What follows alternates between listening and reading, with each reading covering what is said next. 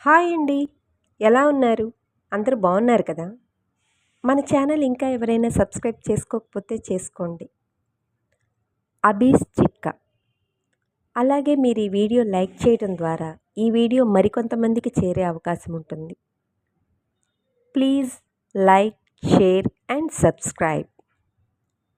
ఈ వేసవి కాలంలో చాలామందికి ఎక్కువగా సెగ్గెడ్డలు వస్తూ ఉంటాయి.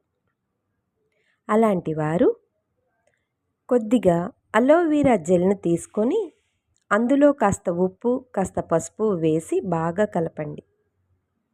ఇప్పుడు ఆ మిశ్రమాన్ని సెగ్గెడ్డలు ఉన్న చోట పట్టులా వేయండి. తరువాత పల్చని కాటన్ క్లాత్తో కట్టులా కట్టండి.